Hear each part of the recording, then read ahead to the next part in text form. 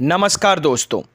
भारत की विभिन्न सभ्यता हमारे देश की खूबसूरती को बखूबी बयां करती है। हालांकि हर सभ्यता का लंबा इतिहास रहा है, पर आज भी उन सभ्यताओं द्वारा बनाए गए कई ऐसे मशहूर और पुराने मकबरे स्मारक मौजूद हैं जिन्हें देखा जाना चाहिए।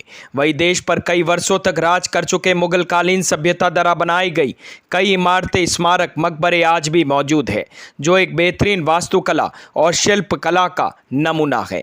इन इमारतों में सबसे मशहूर और खूबसूरत ताजमहल है। इतिहास के अनुसार मुगल सम्राट शाहजहां द्वारा निर्मित यह स्मारक अपनी पत्नी मुमताज़ महल के लिए बनवाया था। सफ़ेद संगमरमर से बना यह खूबसूरत मकबरा दुनिया के 7 अजूबों में से एक है। बता दें कि इस शानदार वर्ल्ड हेरिटेज साइट को बनने में लगभग 22 साल लगे थे। कहा जाता है संगमरमर से बना ताजमहल मुख्य तौर पर इस्लामी, तुर्की और फारसी वास्तुशिल्प कलाओं का प्रतिनिधित्व करता है। क्या आपको ताजमहल के बंद 22 कमरों के पीछे की कहानी के बारे में पता है? अगर नहीं पता है तो आइए जानते हैं।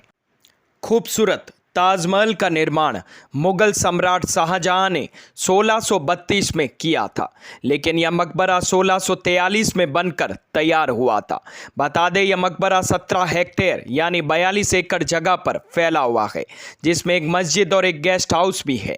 इस महल को बहुत ही खूबसूरती से बनाया गया था। इसके अंदर और इसके नीचे मुमताज़ महल की कब्र के अलावा कई कमरे भी मौजूद हैं, जिनमें से कई कमरे मुगल काल से ही बंद है। ताजमहल के फर्श पर बनी 2 सीढ़ियां भी मौजूद है, जिनके ऊपर लोहे का जाल बिछाया हुआ है।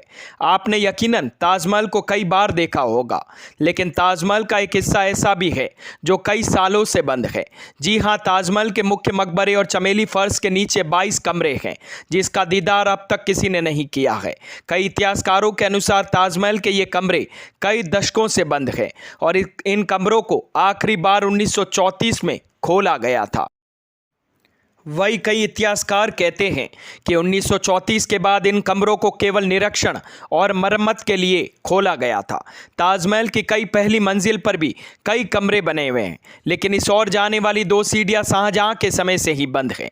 कुछ इतिहासकारों का मानना है कि ताजमहल के मुख्य मकबरे और चमेली के फर्श के नीचे 22 कमरे बने हुए हैं। चमेली फर्श से यमुना किनारे जाने के लिए 2 सीढ़ियां भी बनी हैं। इन सीढ़ियों को ऊपर लोहे का जाल बनाकर बंद कर दिया गया है।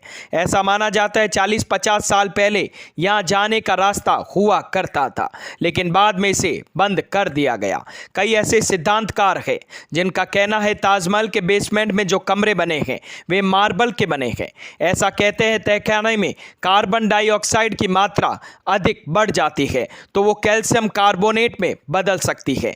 कार्बन डाइऑक्साइड मार्बल्स को पाउडर का रूप देना शुरू कर देती है और इसकी वजह से दीवारों को नुकसान पहुंच सकता है। ताजमहल की दीवारों को नुकसान से बचाने के लिए यहां के तहखानों को बंद कर दिया गया है। कई इतिहासकारों का कहना है कि मुमताज महल का शरीर तहखाने में आज भी वैसे ही दफन किया गया है जैसे कि मुमताज मरने से पहले थी। यह भी कहा जाता है कि मुमताज महल के शरीर को यूनानी तकनीक के अनुसार संरक्षित किया गया है। आपको बता दें कि इस तकनीक का इस्तेमाल इसलिए किया गया था क्योंकि इस्लाम धर्म में किसी की भी मृत्यु होती है तो उसके शरीर को काटने या फिर शरीर पर किसी भी तरह की कोई क्षति पहुंचाना धर्म के खिलाफ माना जाता है या फिर प्रतिबंधित होता है।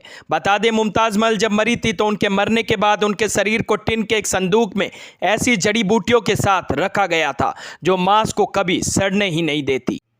साल 1934 में दिल्ली के एक निवासी ने दीवारों पर एक छेद के जरिए ताजमहल के तहखाने के अंदर जो कमरे थे उनमें झांक कर देखा था। उस आदमी ने देखा कि वह कमरा स्तंभों से बना हुआ एक बहुत ही बड़ा हॉल था और वह स्तंभ हिंदू देवी देवताओं की मूर्तियों से भरा था। उस व्यक्ति के अनुसार कमरे में रोशनदानियां बनी हुई थी जो आमतौर पर बड़े हिंदू मंदिरों में देखने को मिलती है। उन रोशनदानियों को संगमरमर के पत्थर से ढक गया था, जिसे देखकर लगता है किसी ने वहां के हिंदू मूल को छुपाने का पूरा प्रयत्न किया था। हालांकि हमारा ये चैनल इस बात की कभी पुष्टि नहीं करता है। वहाँ के स्थानीय लोगों का भी मानना है कि ताजमहल पहले एक हिंदू मंदिर था जो तेजो महालय के नाम से भी प्रसिद्ध था। बाद में इसे ताजमहल का रूप दे दिया गया था, परंतु सच्चाई क्या है यह आज भी किसी को नहीं पता। भारतीय पुरातत्व सर्वेक्षक ने 22 कमरों को इसलिए बंद रखा ताकि इस कमरे में छिपे सच्चाई के चलते भविष्य में दंगे न हो पाए। इन बंद कमरों को लेकर भारतीय पुरातत्व सर्वेक्षण ने हाल ही में 2 स्थानों की तस्वीरें जारी की, जहां आगरा में ताजमहल की नदी के किनारे बंद भूमिगत कमरों के रखरखाव का काम किया गया था। साथ ही एएसआई के एक वरिष्ठ अधिकारी ने इसको लेकर यह भी कहा कि न केवल ताजमहल बल्कि भारत में मौजूद विरासत मूल्य वाले सभी संरक्षित स्थानों पर इस तरह के संरक्षक कार्य किए जाते हैं। हालांकि इसको लेकर कई तरह के विवाद खड़े हो गए हैं।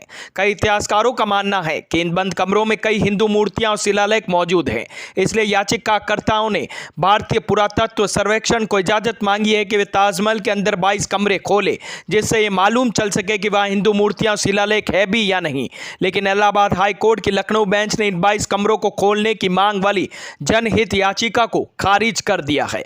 दोस्तों, हमारे द्वारा दी गई जानकारी न्यूज़पेपर, मैगजीन और इतिहासकारों के द्वारा दी गई टिप्पणियों से ली गई है। हमारा चैनल किसी भी माध्यम से इन खबरों की कोई पुष्टि नहीं करता है और न ही कोई अंधविश्वास फैला रहा है।